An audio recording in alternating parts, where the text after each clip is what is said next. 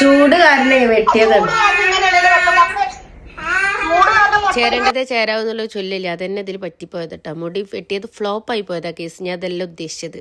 അങ്ങനെ ഉമ്മാൻ്റെ ചീത്തറച്ചിലൊക്കെ കഴിഞ്ഞുമ്പോൾ മുട്ട അടിച്ചുവിടെന്ന് പറഞ്ഞതിൽ കാര്യമുണ്ടെന്നുള്ള ഹസ്ബൻഡും പറഞ്ഞ് കുറച്ച് കുറ്റപ്പെടുത്തി അതൊക്കെ കഴിഞ്ഞ് പോട്ടെ.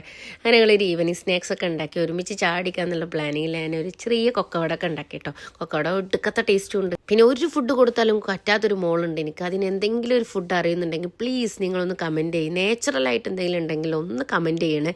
ഇതാ നിങ്ങൾ ഫുഡ് കൊടുക്കുമ്പോൾ നിങ്ങൾക്ക് തന്നെ കാണാൻ പറ്റും ഇവളീ കിടന്ന് കാട്ടുന്നത്. അങ്ങനെ പിന്നെ അതൊക്കെ കഴിഞ്ഞ് ഞങ്ങൾ കുറച്ച് നേരം ഇരുന്ന് സംസാരിക്കാൻ നേട്ടപ്പോൾ ഇതവളെ ഒരാൾ മൈലാഞ്ചി ട്യൂബ് പെറ്റ് വന്നു. അപ്പോൾ മൈലാഞ്ചി കൊടുക്കാൻ ഹസ്ബൻഡ് നിന്നു. അത് കഴിഞ്ഞ് ഇവിടെ ഒരാൾ കളിക്കട്ടോ, താത്താടെ പാൻറ് പിടിച്ച് കളിക്കുക കേട്ടോ. അങ്ങനെ പിന്നെ എന്തായാലും പുറത്തേക്ക് പോവാത്ത ദിവസം നമുക്ക് പുറത്തേക്ക് പോകാൻ തോന്നുമല്ലോ. അങ്ങനെ ഒരു പുറത്തേക്ക് പോക്കാൻ കേട്ടോ ഇത്. അങ്ങനെ ചെറിയൊരു പർച്ചേസിങ് ഉണ്ടെന്ന് പറഞ്ഞാൽ തട്ടി എണീപ്പിച്ച് കൊണ്ടുപോകുന്ന ആൾക്ക് ഇന്ന് വീട്ടിലിരിക്കാമെന്ന് പറഞ്ഞെങ്കിലും കൂടി ഇന്നെ കൊണ്ടുപോവാണ്. അങ്ങനെ ഒരു മാള് പോയി. അവിടെ എനിക്ക് ഒട്ടുക്കത്തെ തിരക്ക്. അവിടെ ഞങ്ങൾ ചെറിയ പർച്ചേസിങ് നടത്തി ഇപ്പുറത്തെ ഇതിലേക്ക് വന്നു, ഡെൽറ്റ സെൻറ്റർ. അവിടെ ഉണ്ടെന്നുണ്ടെങ്കിൽ സൺഡേകളിൽ പോപ്കോൺ ഫ്രീ ആയിട്ട് കൊടുക്കട്ടോ. അത് കഴിക്കാൻ വേണ്ടിയിട്ട് അവിടെ ഞങ്ങൾ പോയി 3 പേരും കൂടി നല്ല പോപ്കോണൊക്കെ അടിച്ച്. ഇവിടെ ഒരാൾക്ക് വയറുവേദന എന്ന് പറഞ്ഞാൽ തിരിച്ചു വന്നു. അങ്ങനെ പിന്നെ നമ്മൾ ഹാപ്പി. അപ്പം ഞാൻ കഴിക്കുന്നത് നോക്കി ഇത് കിട്ടാൻ വേണ്ടിയിട്ടുള്ള സോപ്പടി കേട്ടോ ഈ ചിരിയൊക്കെ.